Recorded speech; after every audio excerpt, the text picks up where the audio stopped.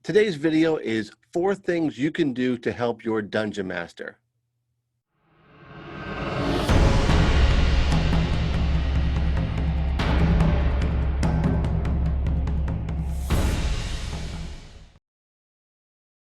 Hello and welcome to Attacks of Opportunity. I'm your host, John Sprunk, and today we're going to talk about something a little bit different than usual. Up to now, most of my videos have been aimed at dungeon masters about how to improve your game, build a campaign, that kind of stuff. Today's video is more geared towards the players. So it's entitled 4 Things You Can Do to Help Your DM. As you know, I'm sure, DMing, dungeon mastering is not an easy job. There are a ton of things to keep track of, especially like in a combat. You have the location of all the monsters and NPCs, their hit points, what conditions they're suffering under, what spells they want to cast or have cast so far, what attacks they have. But even outside of that, when you're role playing with your dungeon master, they've got a lot of things they're doing at one time. They're remembering a bunch of names and facts and locations so that the conversation seems natural, like with a real person. The DM might appear calm on the outside, but I guarantee under that, serene facade, their mind's going 1,000 miles an hour. So here are some things you can do to make your DM's job a little bit easier and then allow him or her to make your game a little better, okay? Let's dive in. Number 1, write a good backstory for your character. Whether the campaign is a 30-year epic saga or a one-shot, either way, you, the player, are going to enjoy if you have a personal connection to your character and if your character has a connection to the game world. And that all starts with the backstory. The backstory is like everything that has happened to your character before they became an adventurer. They were born somewhere, they grew up, they had a family possibly, or were an orphanage. Anything could have happened, right? But the details of this backstory are what help to form the character so that when you start play on that first session, they already feel like a real person. So that helps you as a player connect and role play more effectively and more enjoyably, to be honest with you. But it also has a secondary effect for your dungeon master. Your DM is creating a campaign, a story, and they're doing it out of their own imagination. So they're thinking up, what adventures would be cool to go on? What dungeons can they place? What monsters are out there? What NPCs are in the towns and villages? All this stuff is going together. And if you have a rich and detailed backstory, you're contributing because your DM is going to obviously know what your backstory is, and they can pull in details. Oh, I see your character was abandoned as an infant, grew up in a temple orphanage to the goddess of agriculture.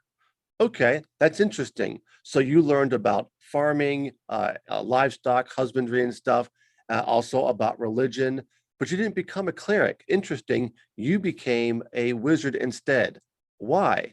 Interesting stories can come out of that. Maybe you ran away as a teenager because you didn't like the religious life. You wanted something more mystical and arcane. You had a calling. So you ran off and found a wizard to become your master. Wonderful backstory, gives us an insight into the character. And now your DM has some NPCs they can use.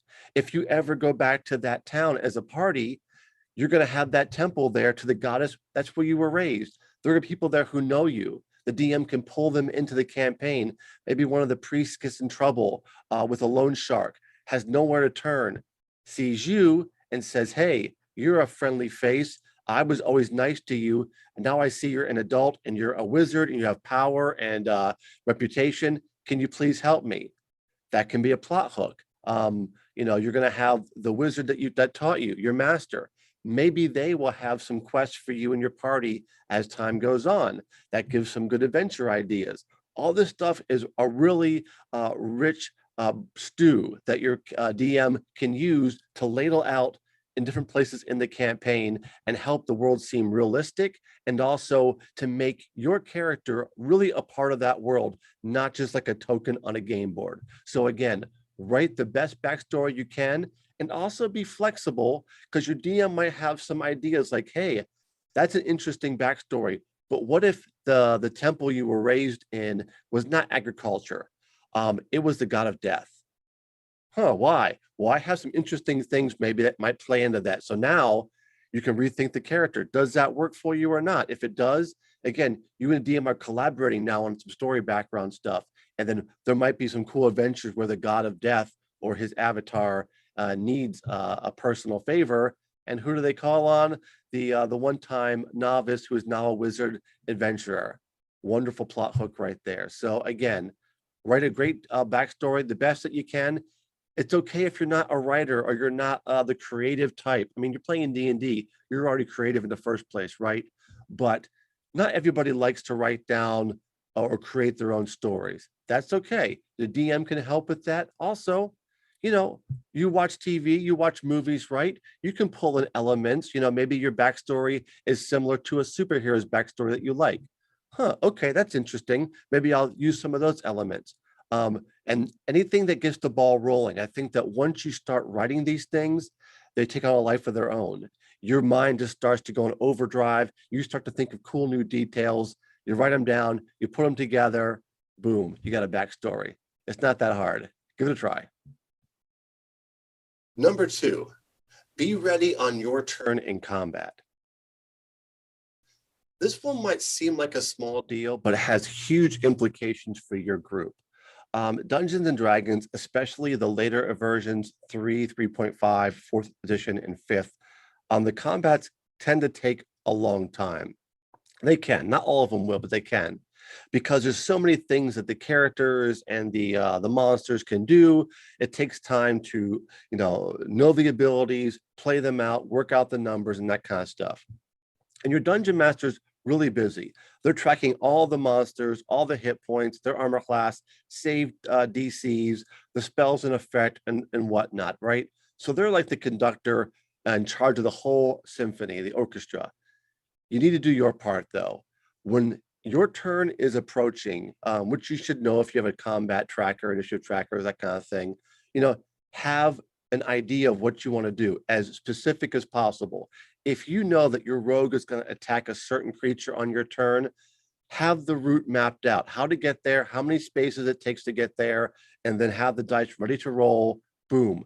I roll, I move here, I attack the troll, I'm going to use my sneak attack, make the roll damage if you hit, that kind of stuff, as quick as possible. Because, especially in a larger party of 4, 5, 6 people or more, that's a lot of turns each round. And it can really bog down if 1 or 2 of the players is not ready when their turn comes. So be respectful of the DM's time and your fellow players' time, and be ready. And this is especially important for spellcasters. Spellcasters have, especially at higher levels, a lot of spells, and some of those spells have lengthy descriptions with all kinds of parameters involved. Know what spell you're going to cast, know what you're going to target, know the range, the area of effect, if there's a saving throw involved and what kind and what the DC is. If it does damage, have the dice ready. Have all this ready so when a DM says, okay, Bill, the wizard, it's your turn. What do you want to do? Well, DM, I'm going to cast Fireball at this point. It's got a 20-foot radius. It will affect all these creatures. They all get a dexterity saving throw against a DC 15. If they fail, they take 66 or half on a saving throw. Wonderful. The DM will know most of that, but don't expect them to be a walking spell compendium for you. If you play a spellcaster, it's your responsibility to know all your spells, what they do exactly, all the different stats involved, so that you can tell the DM and the rest of the group, this is what's going to happen. And then, of course, if there's a question, you'll look it up, but it'll save a lot of looking up during your turn if you do that ahead of time. Have the player's handbook open to the right page, unless you use spell cards, in which case, great, have the spell card app. So the DM has questions like, okay, what is the range of that spell? Oh, it says right here it's 90 feet. Great, you're in range. Are you sure about the area of effect? Yep, it says 20-foot radius right here. It's a sphere. Perfect. Okay, roll the dice and so on. This will help speed up the game tremendously, spellcasters. So please take that seriously, because Nobody wants to sit for 5 or 10 minutes as you think of what spell you want to cast and then look it up and then change your mind and then go, oh, I'm not sure what this does. It's just a waste of time. Get that done before your turn comes. All right. Awesome. Number 3, turn off your personal devices. So while we're on the subject of taking ownership of your character, also take ownership of your own behavior. Few things ruin that spell of role playing that your DM is trying to create more than looking down and seeing you on your phone, texting, or God forbid, try to make a call or something. Please, you're playing D&D. For 3-4 hours, turn the phone off. You don't need it. If you're that important that you can't go 5 minutes without texting somebody or fielding a call, you should be there in the first place. Excuse yourself, go do something else. Tell the group you'll play with them when you have time. You're too busy right now, and they'll go on without you. Trust me. But that's the kind of thing you wouldn't want to play in a group with a DM was every 5 minutes picking their phone up, texting people back and forth, calling somebody, looking up stuff about on their Instagram about something outside the game. You would be annoyed. You'd say, this is wasting my time. Do that on your own time. That's what we're talking about. Do the phone calls, texting on your own time. Please turn it off. If you get an emergency brewing at home, well, first, why aren't you home then? Really? But if you have that kind of a job or relationship that you can't pull yourself away, then maybe a game that takes 3 or 4 hours at a time isn't the best use of your resources. But don't make everybody else pay for that aspect of your life. Okay, so peace and love, peace and love. Turn the stuff off. Thank you. Number 4, focus on the adventure, not the crunch. This last one is less specific than the others, but it might be the most important one of all. D&D, especially the later games, 4th and 5th edition, and even 3rd, have your characters have so many things they can do on the character sheet. They have abilities, and they have spells, and they have these magic items with long descriptions about what they can do. It can really become a lot of information. So what can tend to happen is, I've done this myself, so I know how easy it is. You start to play the character sheet instead of the character. You start to always be watching your character sheet to think, what power can I use in every situation? Try to break that habit. The character sheet is not your character. It's just a record. It's got some stats and numbers and some stuff on it.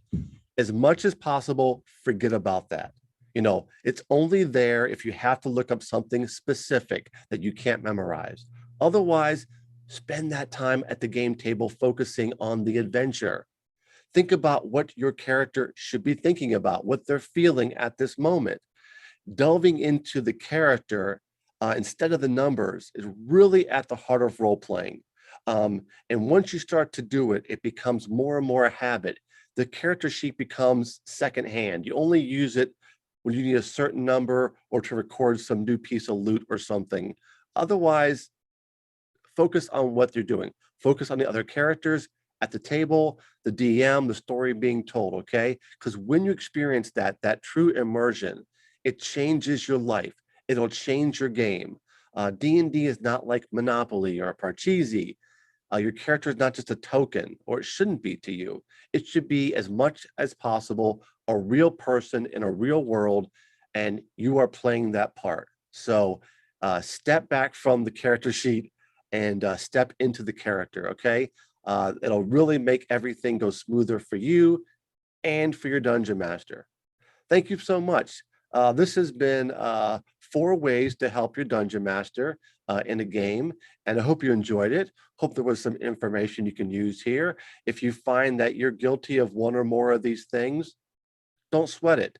We all do it from time to time. I've had my phone out at a game session. I knew better, but I thought this text couldn't wait. That's a mistake on my part. I tried to do it as little as possible. I have definitely been guilty of concocting a character that I love because it's a great race and class combination. Got these cool powers I want to use, these neat spells I've picked. I want to have it all right in front of me. And then when a DM is describing the location or how a combat's going, I'm only half listening. I'm focused on that character sheet so much that I kind of block out half of the fun for myself. And that's a crutch. So there are things we all do. Anyway, not to harp on stuff, it's just to give you guys some ideas to make your experience better and to make your DM a little less frantic during those sessions. Thank you so much for watching. As always, please hit the subscribe button if you haven't already. We'll keep putting out videos. I know that I've slowed down a little bit recently. I got a new job and a new puppy in the house, but things are calming down. Hopefully I can get back to this more and more and keep giving you guys great content. In fact, I got something special coming up in the next month or two, some live role playing from my own table. We're going to start recording stuff. So looking forward to that big time. So stay tuned. We'll see you guys soon here on Attacks of Opportunity. Thank you.